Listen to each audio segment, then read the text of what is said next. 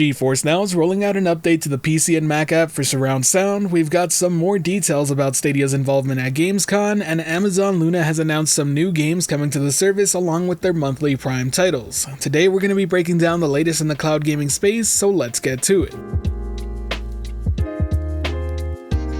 It appears that Nvidia is starting to roll out an update to the GeForce NOW app that's titled 2.0.44. With said update, Priority members now have access to 2-channel stereo and 5.1 surround sound. If you're an RTX 3080 member, not only do you have access to the previously mentioned 2, but you can also use 7.1 surround sound. All in all, a pretty good feature. This is something that's already been widely available on the Shield line of devices, but it being brought to PC really does make for feature parity, and that's an important thing.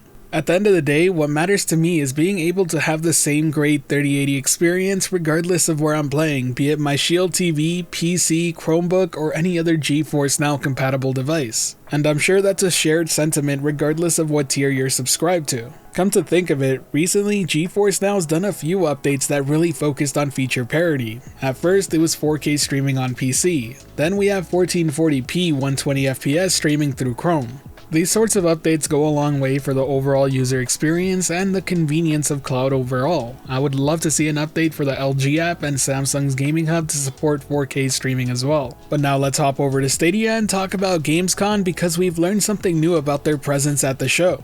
Just yesterday, we were reporting that the developer behind 100 Days Winemaking Simulator had actually talked with Stadia employees about a potential new feature that he really believes could bring some substantial growth to the Stadia user base. But today we found out a bit more about Stadia's presence at the show from @Gracie over on Twitter, who happens to work for the Stadia partner support team. They shared the following, stating that there is no booth this year, but there were about 20 people from Stadia there. While we can't know exactly why they were at the show, we can definitely hypothesize, and I wouldn't be too surprised if they weren't scouting new games for the platform. In addition to that, we do know that they also talked to some previous developers who have brought games to the platform, such as the developer from 100 Days Winemaking Simulator. It makes me wonder whether this feature that's being hinted at could potentially be a lot bigger of a deal than many of us would assume. Maybe it's important enough to actually send some people from the Stadia team over to Gamescom to actually talk to developers about it and its potential impact. At the end of the day, that's all guesswork on my behalf, but I gotta say it's fun to talk about Stadia in this way again because it's just simply great to see them being at these game shows.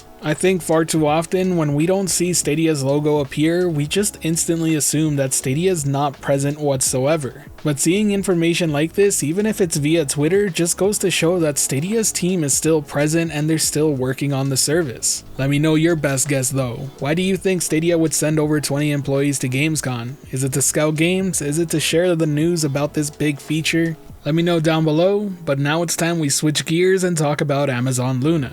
For September, they're going to be adding Tetris Effect Connected and Endling Extinction is Forever to the Luna Plus channel. Smurfs Mission Valif and YouTuber's Life will be going to the Family channel, and finally Baseball Stars 2 and Metal Slug will be coming to the Retro channel. I can definitely vouch for Tetris Effect Connected. It's an absolutely fantastic game and one of the best entries in the whole Tetris franchise in my opinion. And I've also heard very good things about Endling Extinction is Forever. I can't say too much about the Family channel games as they're not ones that typically appeal to me, but Metal Slug definitely gets the highlight for the Retro channel this month. Let's not forget about the Prime Gaming channel. For those unaware, this is included with your Amazon Prime subscription, so you have access to these games if you're a Prime member and you live in the United States. It's a great way to enjoy some free games while also putting Amazon Luna to the test without any additional cost. For the month of September, there are going to be a total of 6 games, and that includes Hot Wheels Unleashed, Wise 9 Monstrum Nox, Riptide GP Renegade, Earthworm Jim, Yooka-Laylee and the Impossible Lair, and Everspace. It's a fantastic selection of games that gives you a good idea of what to expect from each channel that currently is offered on Amazon Luna.